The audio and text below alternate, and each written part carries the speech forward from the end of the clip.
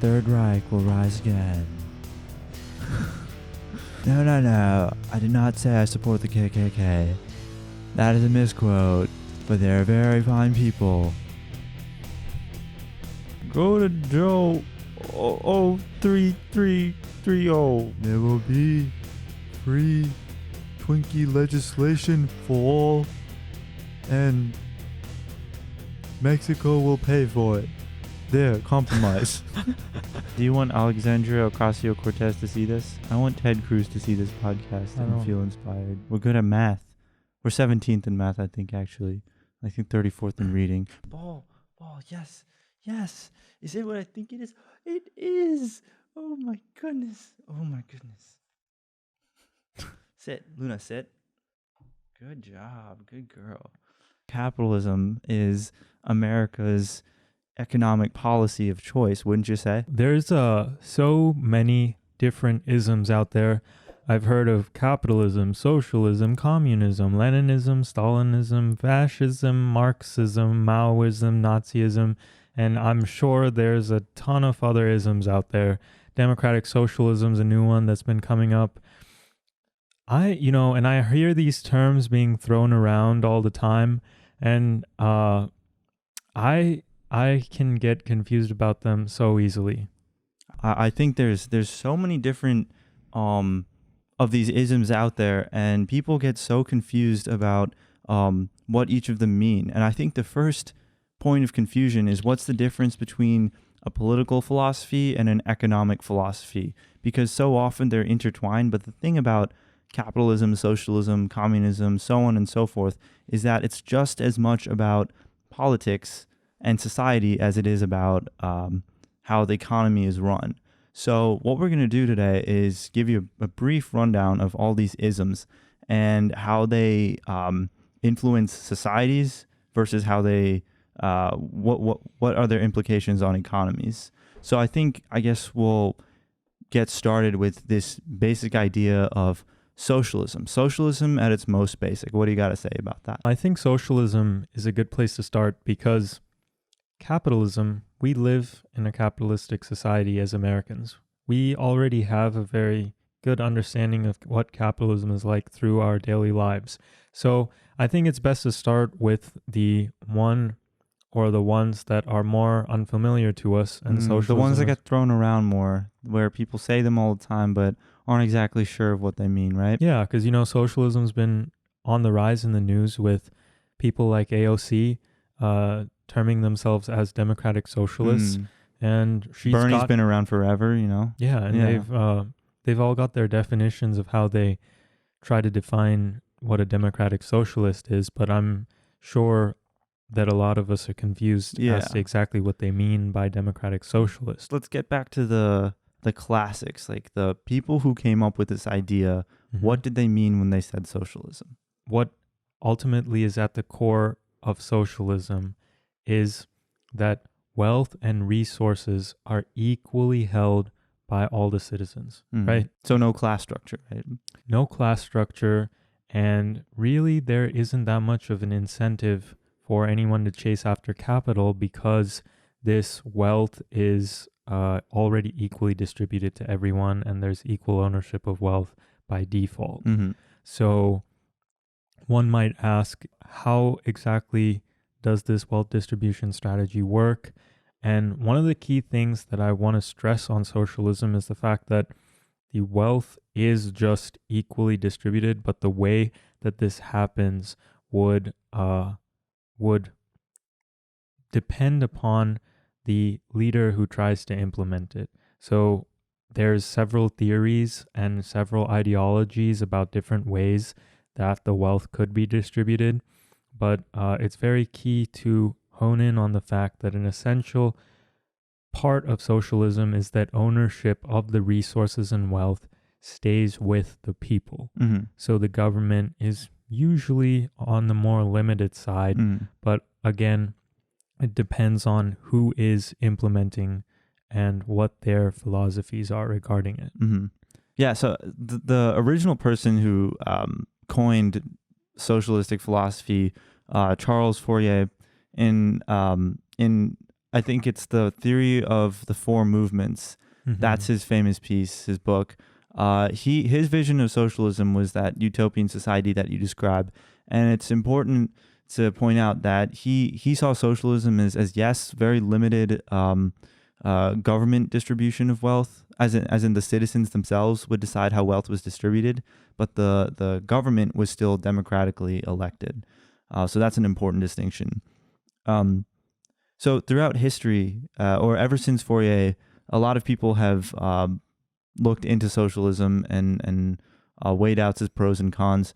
The thing is, ever since the 1500s, after mercantilism took off in Italy and the old world, capitalism pretty much held most of the world by storm, and all the economies, the major economies, were driven by capitalism. Most of the Western world. Right. Most of the Western world, their trade, their agriculture, everything was capitalistic.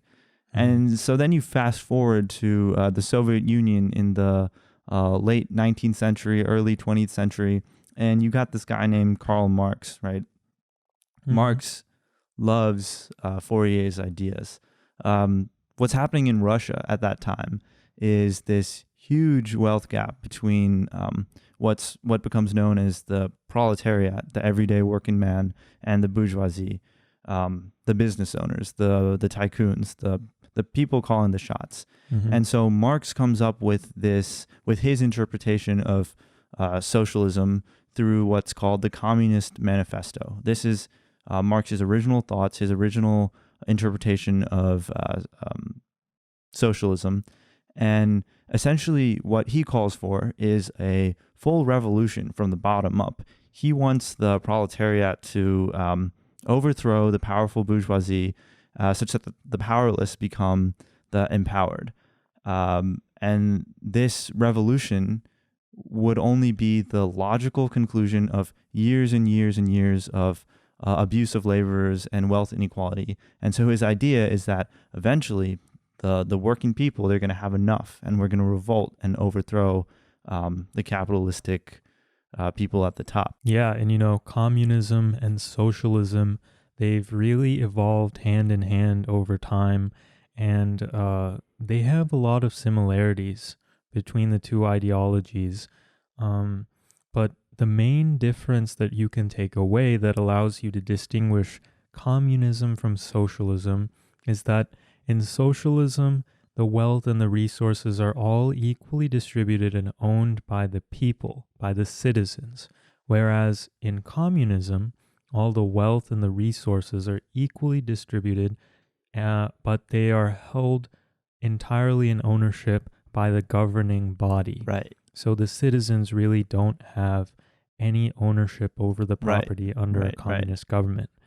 And this could be concerning in limiting the autonomy of a citizen when the governing body is having so much control.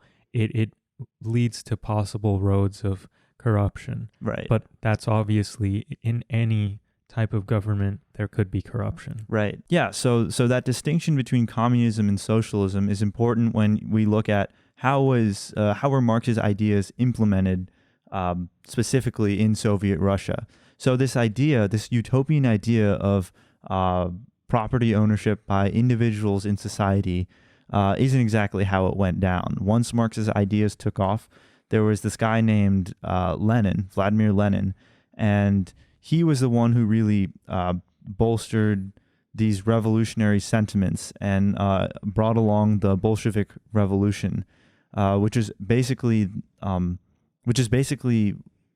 exactly what Marx had in mind when it came to a revolution. So through this revolution, a lot of stuff happened. A lot of political figures were displaced, and eventually Lenin became one of the leading figures in Russia. And what happened next is what we think of as communism, as you pointed out.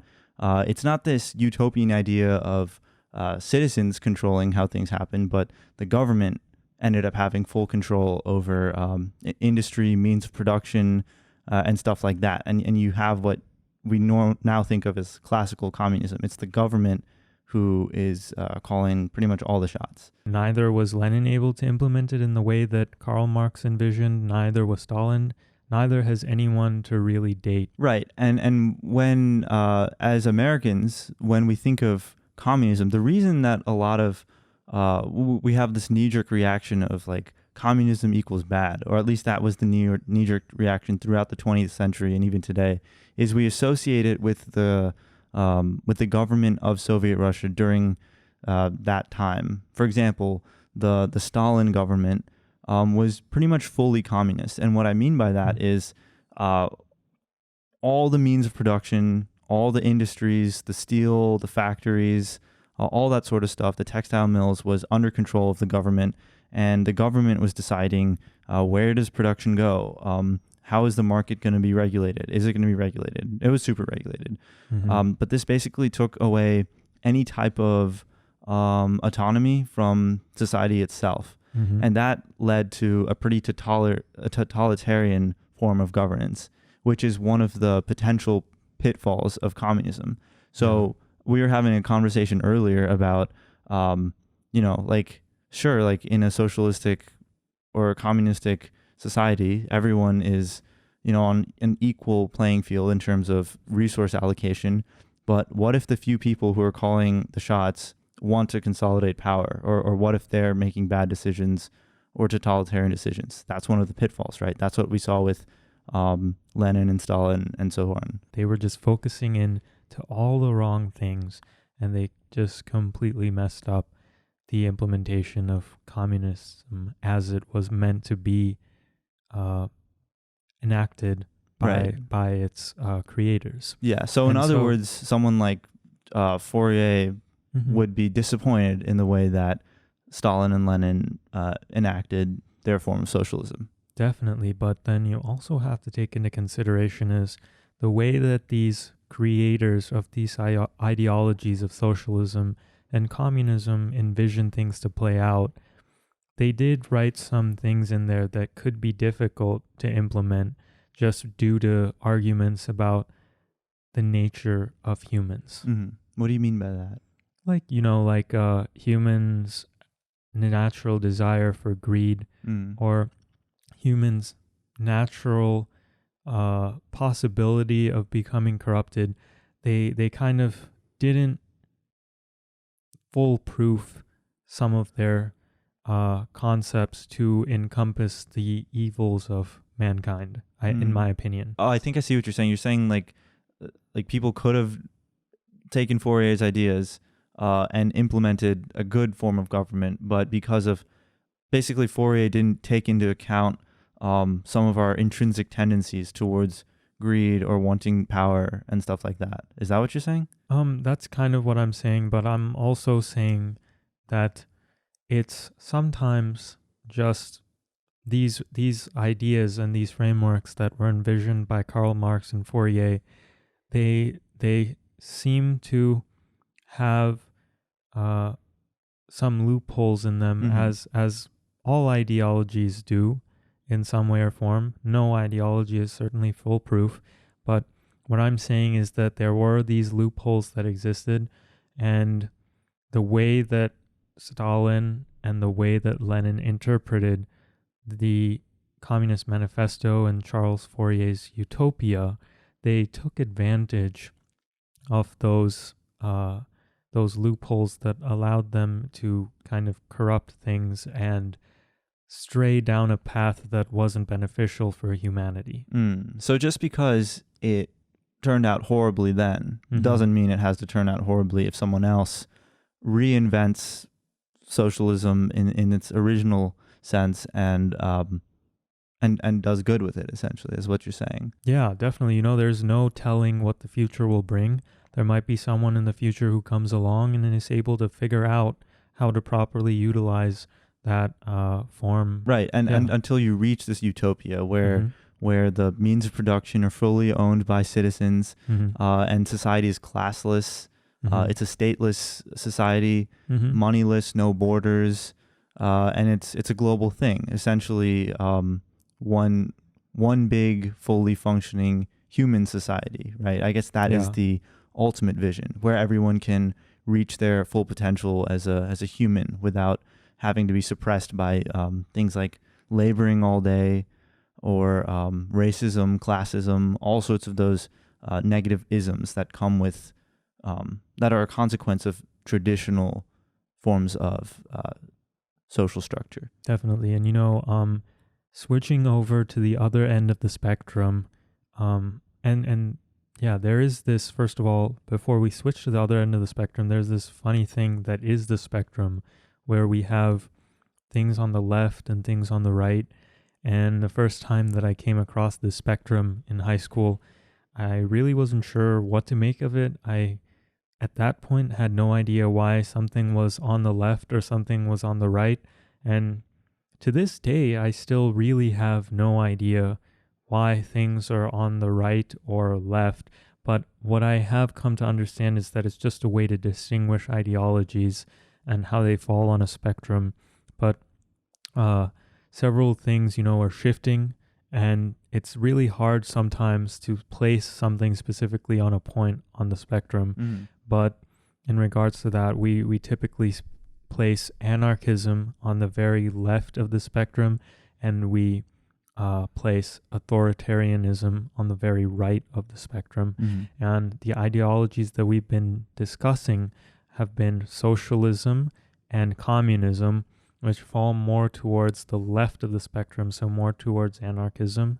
But going to the other end of the spectrum, we have authoritarianism, and the most valid example of authoritarianism would be Mussolini's Italian fascism or Adolf Hitler's German Nazism. Right. Yeah. So I think like some of the features of fascism are that it's for sure authoritarian and ultra-nationalistic. Basically, the whole regime is built on the fact that the leader is fueling these nationalist sentiments.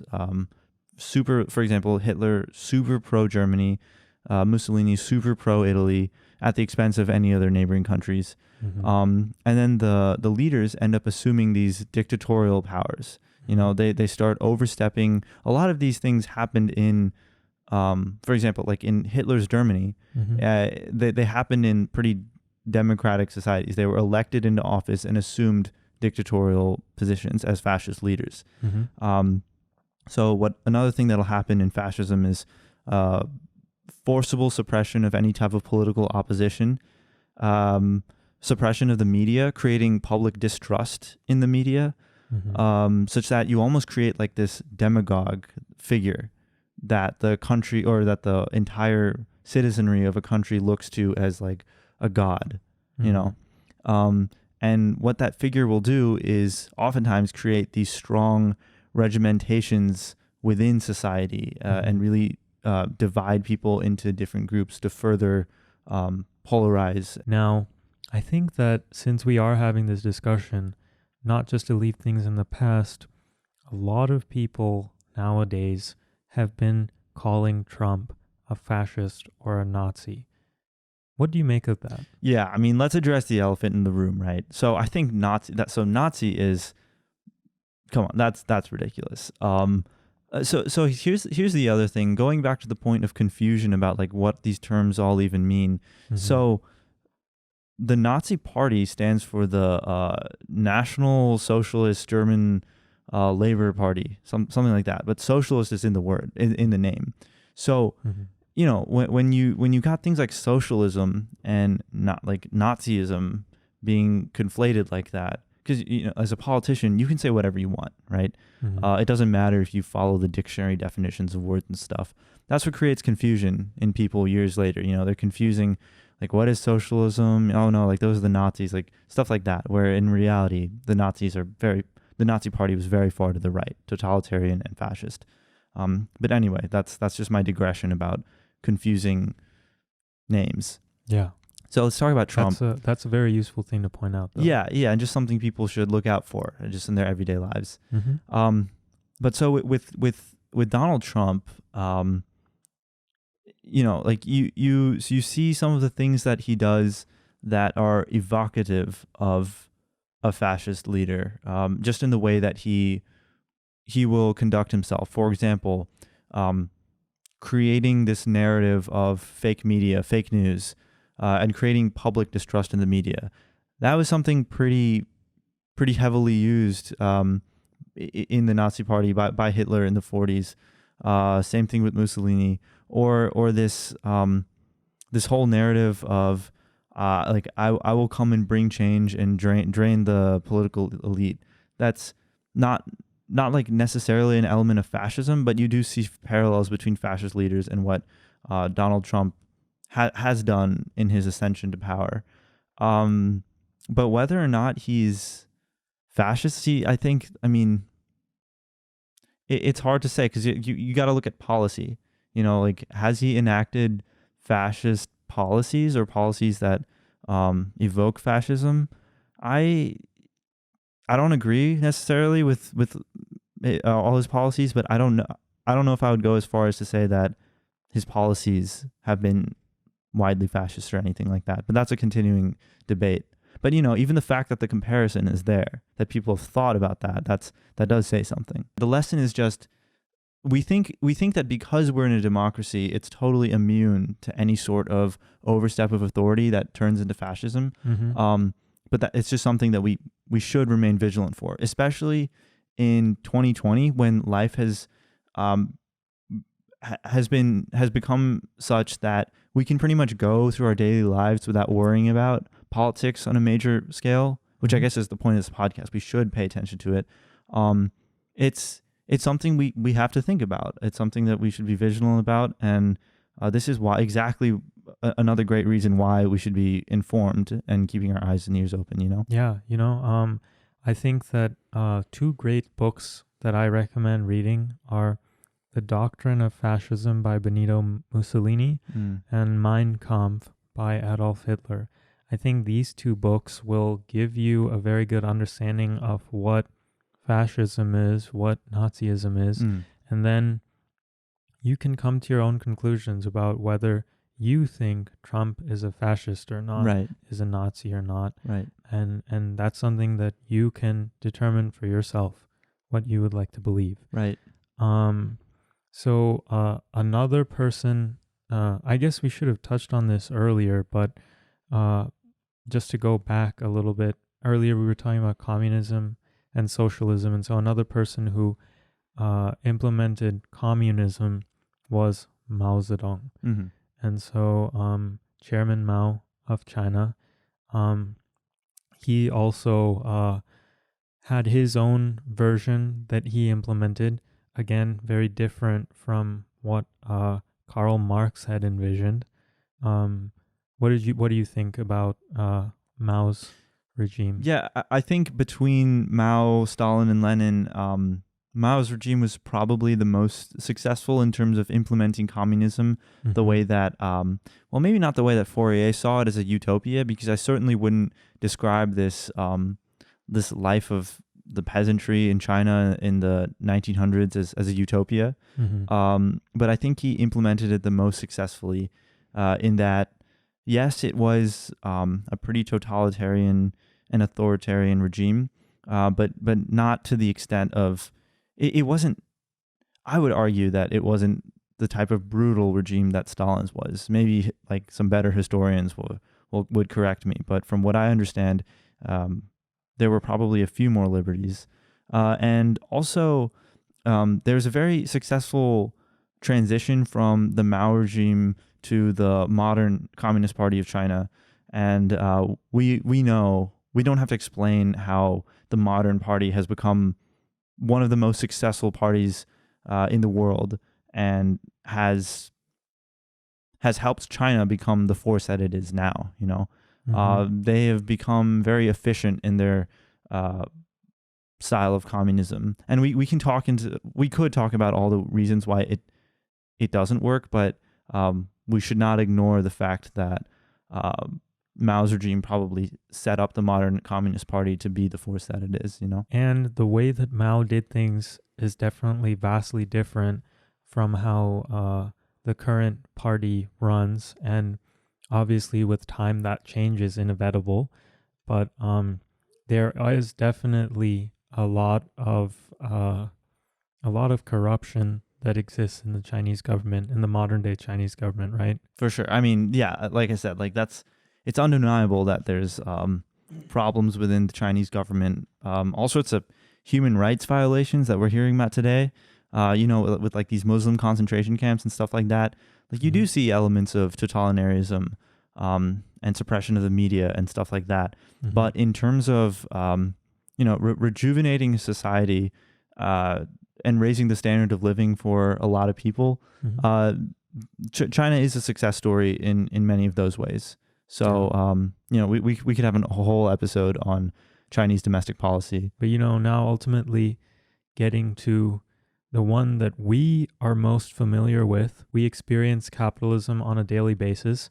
And one of the forefathers of capitalism is the great Adam Smith. If you're more interested in finding out about its origins, a great book to check out is The Wealth of Nations. It kind of describes Adam Smith's very initial visions and dreams of how capitalism would function. Mm-hmm. And capitalism is one of the only forms that has consistently worked out on a positive basis. Mm-hmm. It's worked. It's not, obviously capitalism has its pitfalls as well, but to date, it's functioned. Yeah, I mean, the reason the world is the way it is today Mm-hmm. has everything to do with capitalism. Mm-hmm. Both the good and the bad. Yeah. I guess so. We should define it properly. I mean, we know what capitalism looks like, but like with examples from our lives and stuff. But in terms of what it is, so it's an economic system characterized by private ownership of capital, meaning goods, wealth, stuff like that. By investments that are deemed by private decisions and prices, not the government. It's private individuals who are determining the value of this capital. And so the value is determined by a competitive market. And so that means that people are going to gain material wealth and standing in society, which those might be different things, but oftentimes they're related. But they gain those things by competing directly with other individuals, right? Mm-hmm. So that's all long-winded. All it is to say is that the markets are free, and it's up to the individual to decide what they can buy, if they want to invest, what the value of products and goods and services are. So individuals are deciding supply and demand. It's not unlike in Soviet Russia, where the government was deciding how much grain are we going to produce, how much are we going to ship to this region versus that region. In the free market capitalistic version, it's all up to the market, the will of the people. It's a lot more centered on choice, essentially. And also, a huge thing about the United States is that it doesn't have a totally free market as a completely capitalistic society would have. We have a mixed economy because there are factors of our economy that are currently regulated by the government. So we are not a totally capitalistic society. And I think a lot of people don't realize that. For sure. That's a really good point to make. I mean, you were saying that capitalism has been the most successful economic and political modality, but Mm-hmm. the asterisk is that every successful economy in modern times is a mixed economy, and each one will be a little bit more capitalistic or a little bit more socialistic. Mm-hmm. So we'll start with a country like America, where we think it's completely, or a lot of people will think, yeah, like we are the capitalistic country, Mm-hmm. the capitalistic country of the. Wait, just ignore I said that. I was about to say the capitalistic capital of the world, but that's just so corny. So, and I didn't realize it. So just pretend you didn't hear that. But anyway, so we'll go into examples of how we're also pretty socialistic. Number one, socialized medicine, right? Affordable Care Act, Medicare, Medicaid, any type of government intervention where people are getting medical services through the government free of charge or at reduced rates. That's very socialistic. That's something you see in highly socialistic countries. And, there's this clip of this I saw like this journalist went out to a rural county and was asking people what they thought of Medicare and Medicaid and stuff, and new policies regarding those things. And the people were saying like, I really think the government has too much influence on Medicare. Like get the government hand out of Medicare. And that just, Medicare is a government. It is the government hand. It's the government hand giving you these medical services. So that type of sentiment kind of shows you the general ignorance that a lot of people might have about just how socialistic are we. I guess other examples you can think of are Social Security. Like it's in the name. It is socialized security, and we could make a whole episode about like the positives and negatives of Social Security itself. But it's undeniable that that's an aspect of socialism. Retirement plans, pension plans, also socialistic. And for me, most notably is public schools and infrastructure. Everywhere you go in the country, you got these publicly funded highways that we kind of take for granted. But that's, we pay taxes so the government can do that. That's a pretty socialistic thing to do. And then public education. Public education is an interesting one because of capitalism, we have inequality between different types of public schools, which is a whole nother topic. But the idea of public funded education in itself is a socialistic idea. So everywhere you look around us, socialism is just as inescapable as capitalism. So we are very mixed. Definitely. And there's a constant ongoing debate in the country as to whether we should push more towards capitalism or push more towards socialism. And oftentimes on the right side, you'll hear more debates, such as debates from Peter Schiff or debates from Candace Owens on how there should be less government and they shouldn't have as much of a hand in the economy. And they often term what we have in the US as crony capitalism, and they describe it as the government having too much influence over the economy through things such as bailouts and these other programs that you've been mentioning. But then we also have other people on the left who think that these government regulations and these government initiatives should actually be increased. Right. And these people think that by increasing how much government regulation is available, this will help society. So there's definitely perspectives on both ends of the spectrum. And ultimately, what we all kind of want is we want to come to a nice balance where we have something that just serves us well. And that varies from person to person. So we're constantly, battling that question about how much capitalism do we want, how much socialism do we want, and it's become very prominent in recent years as socialism has been gaining more and more ground. I would definitely agree with that. So if you look at the Democratic platforms in 2020, you'd see that almost every Democrat is behind some form of socialized medicine. You got people who are pretty moderate, like Joe Biden, who are suggesting a mix between private plan and public plan. And then you have people way on the other side, like Bernie Sanders, fully socialized medicine. And then you've got everything in between. But my point being, you wouldn't see that on a Democratic primary stage even 10 years ago. It would be a pretty quote unquote radical idea for anybody to suggest, let's completely socialize, except for Bernie. He was saying this forever. But the Democratic Party especially is going more and more socialistic year by year. Then, this is something that I think this represents one of the divides in the country, because while that's been happening, meanwhile, the Republican Party really hasn't budged at all in terms of how capitalistic or socialistic it wants our country's economy to be. So this is going to be an interesting election cycle, and the next one probably even more so, because whoever gets elected, our leaders who get elected are going to do exactly that. They're going to, I think this generation is going to be the one that decides which direction are we going. Are we going to lean more socialistic, become more like those Western European countries, or are we going to stay true to this free market system that has been part of our identity for, as long as we can remember.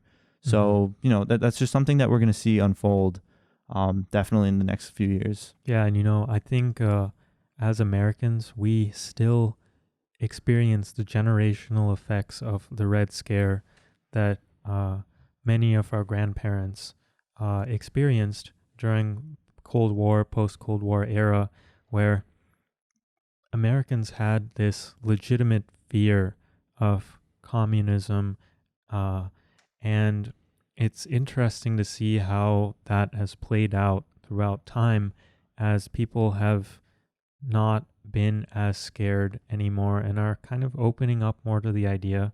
But then there's other people who still, value that as an important lesson and think that Russia and other communist regimes have been vivid examples that tell us we shouldn't push in the communist or socialist direction, while other people strongly disagree.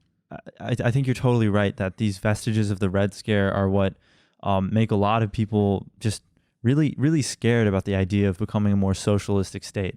And they associate the word socialism with communist Russia, essentially. And I think that's a disservice to us as a society because as we were talking about, yes, socialism and communism can turn out one way, as in, Stalin's Russia. But there's also examples of a mixed socialist society looking pretty good, looking pretty similar to Charles Fourier's idea of utopia. And you don't have to look any further than the Nordic countries that everyone always talks about as models of what socialism should look like. Norway, Finland, Sweden, Switzerland. And so what you see in these countries is a much more socialistic state, but still with aspects of capitalism. And these countries have been defined. They've toppled America as being ranked as better democracies in recent years, right? Exactly. So that just shows you that good democracy and socialism, a socialist state, a utopia, they're not mutually exclusive. You can have both going on at the same time. And America's actually been falling through the ranks of what's considered a good democracy for a whole number of reasons. Why do you think that is? Well, a lot of it has to do with the confidence that people have in the government. And who do you think is the one who is determining that America is falling? Like who is saying that these Nordic countries are better? Yeah, that's a good point. I think there's a lot of political scholars, political scientists that will come up with their methodology and will identify what makes most sense when deciding what is the state of democracy in a country. And so what they've looked at is number one, how confident are people in a country's democratic state? And in America, for example, no one really votes. Like with a voter turnout rate of 30% for a national election, it's pretty abysmal, and it kind of shows you how disaffected people are with the electoral process, how people are kind of apathetic and aren't necessarily interested in being part of a democracy. And so a democracy only really works if people are interested in it. And so, you contrast that with a country like Norway, where if you ask someone, like, did you vote in the election? They would give you a weird look, like what? Like, why? Yeah, well, you don't vote? So that's the reaction people give in Norway when you ask them if they vote or not. Because they have... Have you been to Norway? I have not been to Norway. That's on my bucket list. I want to try their $9 beers maybe. But so how do you know that they would react in this way? I would imagine, given their voter turnout rates of, upwards of 90%, I would imagine that you'd get some odd looks if it was even a discussion of if it's worth voting or not. Gotcha. And, like another part of that, another thing that contrasts our democracies are, how democratic are we really? So in America, what we do is we basically give voters a choice between thing one and thing two. and maybe people want like thing 3, 4, 5, 6, but like we never get that choice because we have a really solid two-party system. In a country like Norway, there's I think there's like 8 parties, and Wow. and no one party usually dominates over the others. But the thing with the 8-party system means that you can't just win by overwhelming people. You need to form coalitions between the different parties, right? Like in Mm-hmm. parliament, you can't just have your party um, calling all the shots. You need to work with all the other 7 parties, or at least like 3, 4, to form coalitions to make sure things get passed. And what that means is that politicians are much more interested in cooperating. That And sounds like a lot of research. it 7 candidates. so like it sounds like a lot of research, but another thing is that um, the election is not like this corporate, almost business like thing where you have to be in this fog of information, misinformation, advertising. They don't have all that. They have all sorts of regulations for how can you run an election. The amount of money and influence you have doesn't affect your chances. Everyone has like a set amount of money they can spend on elections, and they do a good job of making sure people are informed of of correct information when they vote. So there's a Mm-hmm. lot of advocacy for making sure people know what they're getting into. And you contrast that with American democracy, and it's almost like this business where people run advertisements in the same way that like Samsung might run an advertisement against like Apple or something like that, Mm-hmm. and that makes it really hard to participate um, in democracy in the right way in a country like America versus Norway. Mm-hmm. Um, so those are just a couple of the distinctions between the two. But just circling back to how that's a example of where socialism or a largely socialistic country can work. Mm-hmm. Um, I think they've done a very good job. They still have a private market. I was talking about the $9 beers. Yeah. Um, certainly, there's businesses, Mm-hmm. there's industry, there's technology, but people work less. They spend more time with their family, more time traveling, less time stressing, lower rates of depression and mental illness and all that stuff. Mm-hmm. Um, and all these issues make for, I would argue, a better society. Um, and so it's really about finding the right balance between capitalism and socialism, and all those other isms in your country. And I think we have this, like, Americans have this idea in their mind of this false dichotomy of like I gotta like maintain that capitalism, or I gotta like revolt and let's like Marx, let's, what I'm saying. Yeah. But it's about finding the policies that are good from each, so we can create that true utopia, and that equal society where everyone's living happily and healthily. The 3 factors that have been causing us to rethink how we do things currently are number 1, globalization. The fact that it's so easy to travel places and how aware we've become of how other countries and how other cultures live.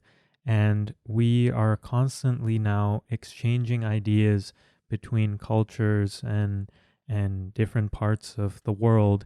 And the next 2 things I think that have caused us to rethink things are automation, and so like the increase in artificial intelligence, and also the population increase. So I think these 3 things, population increase, AI coming into play, and automation increasing, and the increase in globalization, these 3 things have really been affecting the way that we look at government and the way that we are starting to see kind of a slow paced change in how we want to mix these 2 kinds of governing Mm-hmm. systems.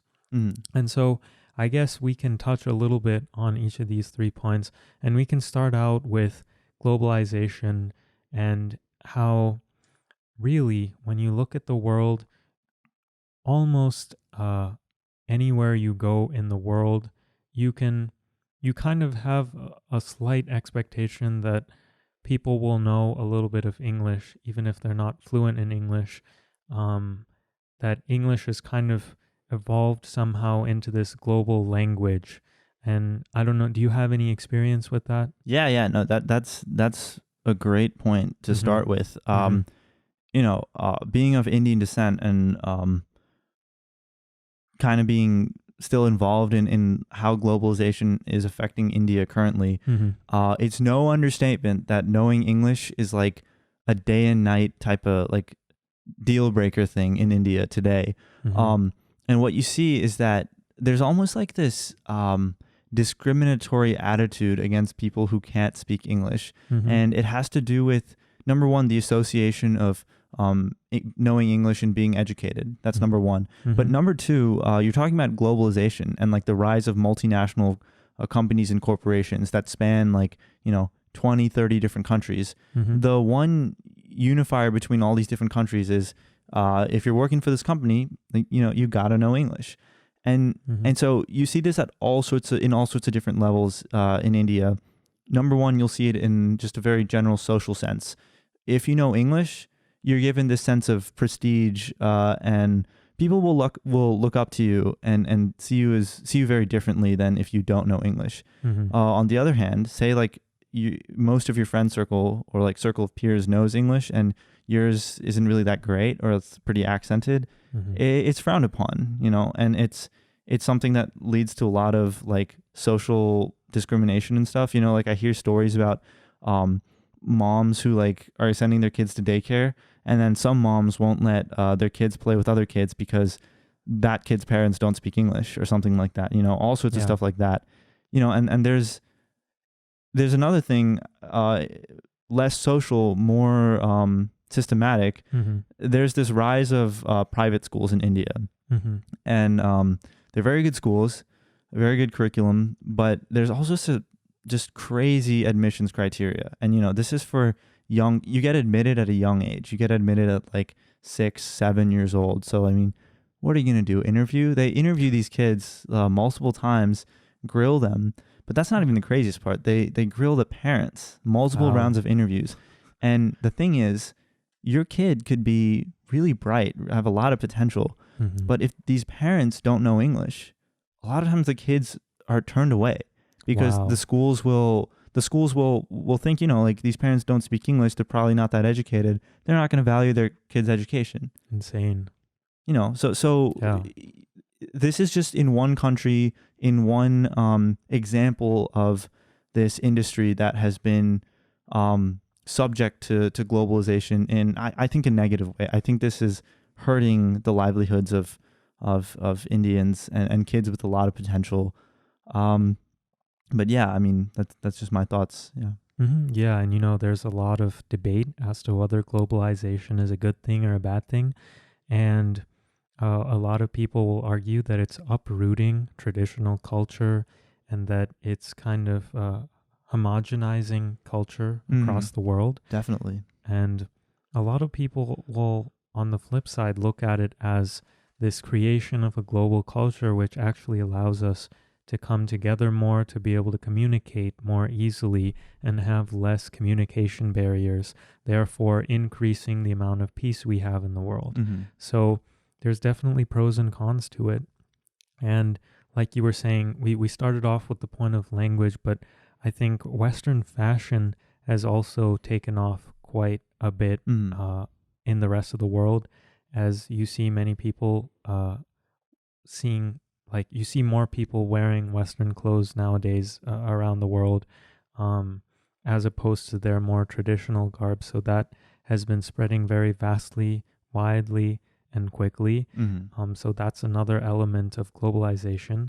But yeah, ultimately, you kind of see also the fact that the personal computer first evolved in America, right? And so you start off with all this technology that was our primary form of unification, all coming out with English keyboards. Mm-hmm. And so I think that also was a major player in the fact as to why Western language spread so vastly and widely globally. But moving on to the second point, which was the increase in artificial. Just while we're on globalization, Sure. just to tie it back to why is that important in terms of capitalism, socialism, all the different economic structures. Why do we globalize? Globalization happened because I think it's intimately tied to capitalism. Businesses realized that my market could be expanded exponentially if I go to India, China, Vietnam, if I take my business elsewhere, Mexico, Canada, et cetera, et cetera. Yeah. And I think I would argue that the reason we're so connected today is because capitalistic forms of government encouraged that type of connection, and that kind of explains the trend of the free market. And it's interesting because countries in Western Europe that kind of were the origin of like mercantilism back in the 1500s that were just fully capitalistic. They had their heyday, did their whole thing, hundreds of years passed by, and now and they globalized, spread their business everywhere. Yeah. And now you see that the trend is kind of reversing. They had their globalism, they had their business and capitalistic tendencies, and now they're starting to have some more socialistic tendencies and focusing more on the problems of society, being less imperialistically minded, still pretty imperialistic, but less so. And I think that's an interesting trend. And I guess the big question of this next decade is America going to follow suit or not? But yeah, I guess that's how I see globalization is tied to the transition of these different types of political and economic thoughts. But anyway, you were talking about AI, and another super, super important thing that I don't think people like 30, 40 years ago could have seen coming, but I think that's going to be one of the most influential systems of change in the next few years. What do you think? Automation is going to be a key factor, and it already has been such a key factor as not only automation, but also artificial intelligence has been expanding in society at large. And, we've already had kind of like almost a decade's worth of time as we have heard so much in the media about automation taking over jobs, taking over opportunities, and automation and artificial intelligence has been vastly demonized. But also, there have been the positive elements to it as well, where we see how automation and the increase in artificial intelligence can allow humans to not have to focus into mundane tasks as much anymore and allow them to specialize into more skilled labor. And so we're kind of, as AI and artificial intelligence, AI is artificial intelligence, as AI and automation is increasing, we're constantly seeing a need for people, and not only a need, but the ability for people not to have to do these repetitive tasks that they were having to perform before, and being able to specialize in a more creative labor that is more mentally challenging, mentally rewarding, but it's also created this need for people to obtain more education, which can sometimes be very difficult to obtain under the way that things currently are set up, So all these things are kind of creating a very dynamic environment for us as we go forward, right? Yeah, for our political systems and economic systems. So the thing with capitalism is that it's based on the production of goods, and it's in the name. It's based on capital, and for the creation of capital and goods, you need labor, right? You need people to be working, and that works that works for a society as long as those workers are there and there's a job for them to do. But with the rise of automation and AI, what are you going to do, assuming that we're still a very capitalistic society? What are you going to do with the labor force once there's no longer need for labor? How is capitalism sustainable for society as a whole if people that, I mean, you're saying that automation will create new opportunities for people to fully express their human potential, really go for a passion or a trade or a craft or do what they want with their lives, which might be the end result, hundreds of years from now. Mm-hmm. But in this transition period, there's so many people who, because of the way capitalism works, have generationally or throughout their entire lives, all they've done are really jobs requiring labor, like workers at restaurants, restaurant servers, waiters, waitresses, agrarians, farmers, all sorts, truck drivers, things Mm-hmm. that are purely built, jobs purely based on labor. Mm-hmm. Once those go away, what's going to happen in the short term? I think that's going to pose a lot of implications on how our political and economic systems change. Mm-hmm. You already got someone like Andrew Yang on the Democratic ticket this year, and he was kind of cast away as, like, this guy's got some ideas, but they're kind of radical. Like, he's not going to get much support. Yeah. That's kind of what happened, but he got a pretty sizable number of votes because what he was saying, it seems his whole argument was essentially this: as jobs become subject to automation, people are going to need something to do, something. They're going to need money, first of all, because, we still live in this capitalistic, capital-based society. So that's where things like universal basic income come from. That's very socialistic. Mm-hmm. That's probably the greatest example of the marriage between socialism and capitalism. In order to keep capitalism going, you need to introduce UBI to make sure that all these laborers with no more labor to offer are still, doing all right. So a lot's gonna change in the next few years, and we'll see what happens. But it's a very real concern, and people think that maybe it's just a concern for unskilled, I say unskilled labor, but jobs like that. But even things like surgeries, and checkups with the doctor, those are also subject to automation. That might come a little further, but there will be very few jobs in 30, 40, 50 years from now that won't be able to be done by a machine. Down the road, you never know. It might reach a point where a vast majority of society is controlled by AI and automation, and it might reach a point where it's taking care of all of our basic necessities, helping us regulate the market. But hard to say which direction it'll ultimately end up going in. I'm going to make the case that we are already controlled by automation and AI. Sure. I think that our lives revolve around the fact that we are attached to our phones, our social media. We can't even get to like our friend's house these days without, Google mapping it or something like that. And that's just at our fingertips, Mm-hmm.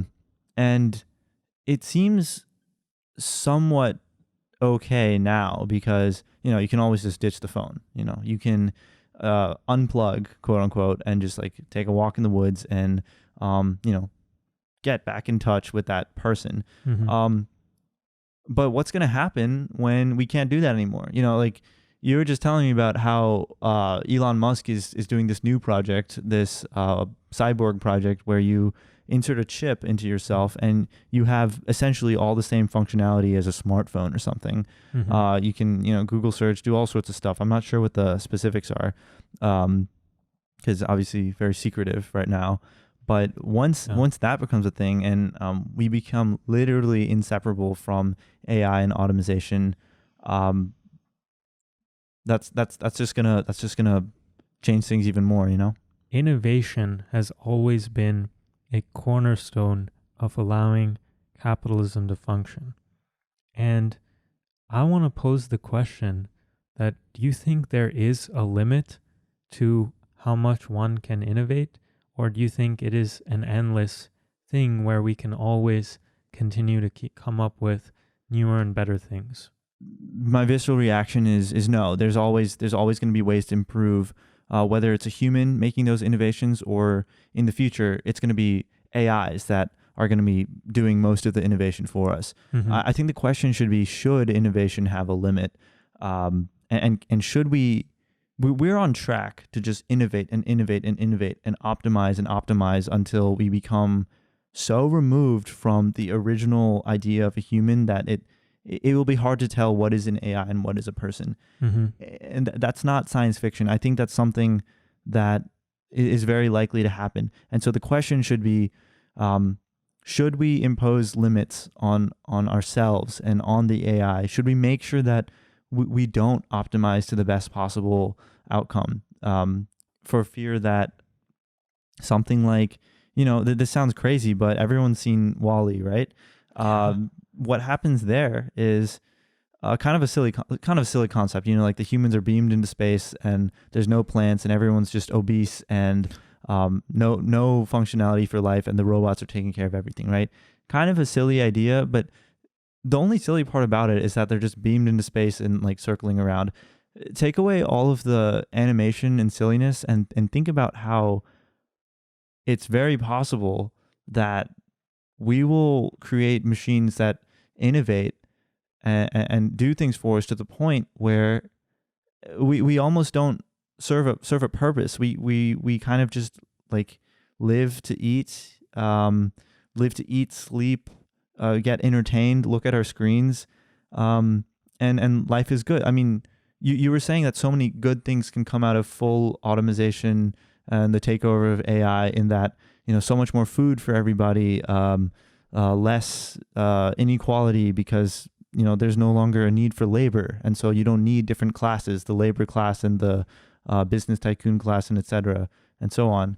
But if we take it to an extreme, I make the case that we're hardly human. We're like animals, essentially, being taken care of in a zoo or pets, and the AI are our owners, making sure life is as optimal as possible. So my case would be that there should be a limit. Now, what that limit is, I don't know, because the flip side is that there's so many good things that come out of AI and technology, like all these medical advances that save cancer patients and save people from heart attacks and strokes that never existed before. And ending hunger, that's something that could be solved by AI, or creating vaccines against superbugs. We could solve that with AI potentially. I don't know where that line is, but I know that we should draw it at some point. It's funny that you mentioned the zoo thing, because actually a couple years ago, Stephen Wozniak, the co-founder of Apple, he came to speak at my school, and I quote, like, not his exact words, but pretty close to his exact words were, "Be nice to the AI because one day you'll become their pets." And someone like Stephen Wozniak said that, and you're also inferencing that. I am a bit scared now, thinking about what could potentially end up happening once AI becomes more prominent in society. But, moving on to the last point that I brought up that was bringing about change in society, which is the population increase, I think that has had a large effect on how things have been playing out, and just the fact that there's more people who need more opportunities, and that need to create more opportunities for these people to fulfill their requirements has been a challenge, and it's caused the need to think in a new direction. Like, you look at the population trends of where in the world is the population increasing and where is it decreasing. And the trend is that in the Western world, particularly Western Europe, the population is actually shrinking. Same with Japan. And a lot of these really technologically advanced nations that have fulfilled, when you think of Maslow's hierarchy of needs, basically over 95% of the country has fulfilled almost all of those needs. So as that happens, the population actually shrinks in those countries. Now you look at where it's exploding, sub-Saharan Africa, Southeast Asia, China, it's, South America, stuff like that. I guess what we need to do is think about how we're going to. Yeah, like you said we're gonna have to think about ways to I guess keep people busy. You know, like especially considering that AI is going to take away so many jobs. What do you do with all these people? How do you make sure they still have some sort of livelihood? Number one, but also in terms of the finite number of resources that we have, how are we going to reallocate resources or change the way that we find resources to make sure that we can support all these people at once? Or do we do things to ensure that not that we aren't having this type of population boom? And I'm not suggesting like sterilization or anything crazy like that. Just in terms of social programming for like birth control or stuff like that. Are those things that are going to have to happen, you know? It's definitely a question that is in dire need of an answer, because we've already started to experience the effects of the population increase. And not only that, but also the fact that there's been this growing disparity between the richest of the rich and the poorest of the poor, and a growing poor class. Not saying that that population increases correlated to disparity increase in any way. It might be. I think it is, because going back to the point of where's the population increasing, it's increasing in developing countries that don't necessarily have the means to support that type of population boom. And a lot of that has to do with the way that if you look at like the global health research, the trend is that a lot of these countries are historically people have had many children, whether it was a cultural practice or because you needed children to do work and bring in money, or these countries have really high child mortality rates. Maybe that if I have just one or two kids, there's a good chance that they might pass away. So you have many kids. So that's the historical trend. What's happening now is that with the advancement of all these medical technologies, and as global health becomes a more salient theme for universities and countries offering aid and stuff, the mortality rates are no longer as high amongst children. So the kids aren't dying, and they're living much longer, through adulthood and stuff. But these cultural practices of having lots of kids, that's not changing quite as fast. You get what I'm saying? There's an imbalance between the rate at which mortality is decreasing versus these this tradition of having lots of kids is changing. There is, though, a new report that surfaced a few weeks ago, I think, maybe about a month. It might have been a month or so. But they're saying that the world population is actually going to start coming down. At one point, it's going to peak, and then it will start coming down.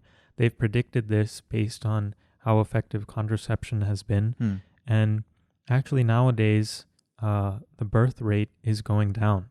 So there is going to come a time when there's the reverse problem, where you have all these old people and not as many young people to support them. Right. So on one side, it's going to be a good thing, because the world does have limited resources, and the more population increases, it's going to be harder to spread those resources to everybody who needs them. So in that way, it'll be nice to see the world population come down, but it's going to create that new problem that when you have all these old people and not enough young people to support them, it's going to become difficult to figure out how do we deal with this aging population, Yeah, and I think Luna agrees. I think she thinks that's a really topical point. But why do you need young people to support you when you got like your AI Roger just helping you cross the street or get down the stairs? Why do you need? In fact, why do you even need people? You've seen that Black Mirror episode where once you get super old, if you want, you can just plug in and go into this AI world, and that episode for me was, this is a little bit of a digression, but that one was so crazy because it seemed so plausible within the next 100, 200 years. And, you know, I guess it goes hand in hand with like the whole birth rate thing of like, why do we need like a robust young population, and the trade-offs between like overpopulation and not enough people. Society and mankind are constantly going to be faced with new challenges that we don't know how to overcome, and we're going to have to brainstorm. We're going to have to come up with these solutions, and we never know what the next newest challenge is going to be. But that's why we just leave it up to Elon Musk to figure it out, basically. Right, definitely. But yeah, you know, I think that's a great place to wrap up today's episode. And I know this has been a long one, so thank you so much to you all for... You guys are the real ones. Yeah. But you got a reward, you know, right here. I mean, that was not planned, but she knew that there were some loyal viewers that wanted this. And, you know, ask and you shall receive. She's here for the ending. If not for us, if you've made it this far, leave a like and subscribe, at least for Luna. She'd really want you to, I know. But hey, thank you so much for watching. And this is actually our ultimate episode for now. We hope to be making more soon. Maybe season 2, maybe we'll see. We'll see if we get renewed. Yeah, from the guys upstairs. We'll ask corporate, and you know, we'll see what they say. If you want season 2, a like and a subscribe would definitely help us. All right. Thanks so much, guys.